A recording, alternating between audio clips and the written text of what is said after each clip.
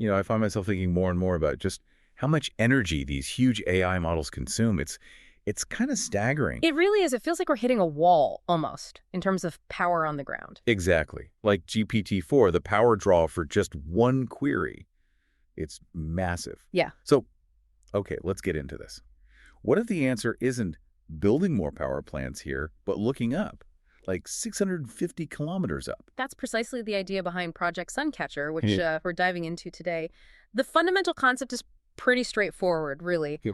Harness the sun. I mean, the sun puts out something like 100 trillion times the power humanity currently generates. It's just immense. Right. That number is hard to even grasp. But why space? Solar farms are getting better here on Earth. What's the big advantage up there? It's all about the orbit. If you put a solar panel in just the right spot, specifically a dawn-dusk sun-synchronous low Earth orbit, or LEO, Okay, LEO. you get almost constant sunlight, no nighttime, basically. And that means the panel can be, well, up to 8 times more productive than the same panel down here. 8 times. Yeah. And crucially, that minimizes the need for heavy batteries because you've got this constant power stream. That's the key for running compute nonstop. So Suncatcher's vision is, what, these constellations of satellites?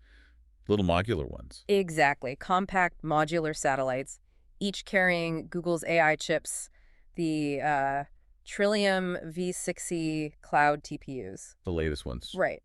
And they're all linked up using free space optical links. Lasers, essentially. Okay, but lasers are one thing.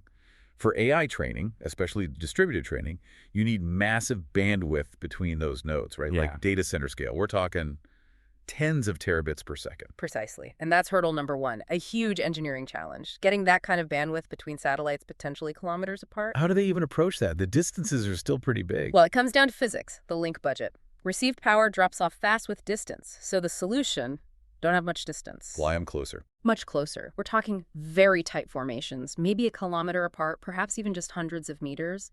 That proximity makes those high bandwidth optical links feasible. They've even shown 1.6 Tbps total in bench scale tests. Wow.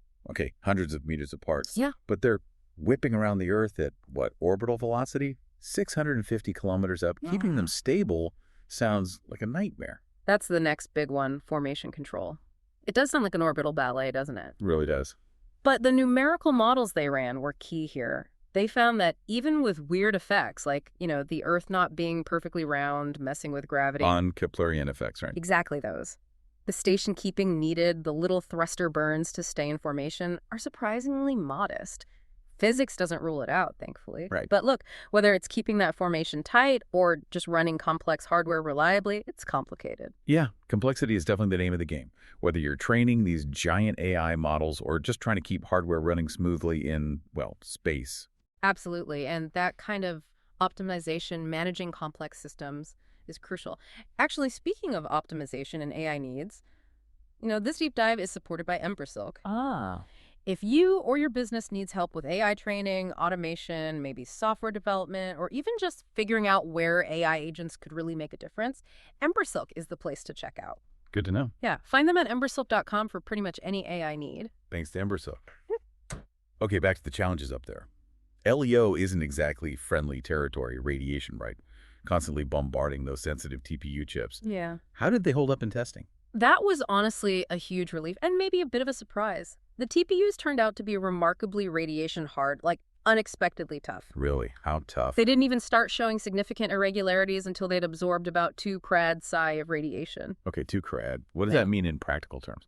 Well, the expected dose for a 5-year mission, even with some shielding, is around 750 rad psi. So they handled nearly 3 times the expected dose before issues cropped up. Wow. So they survive, but it also means less shielding needed. Exactly. Less shielding means less weight, less mass, and that directly impacts launch costs.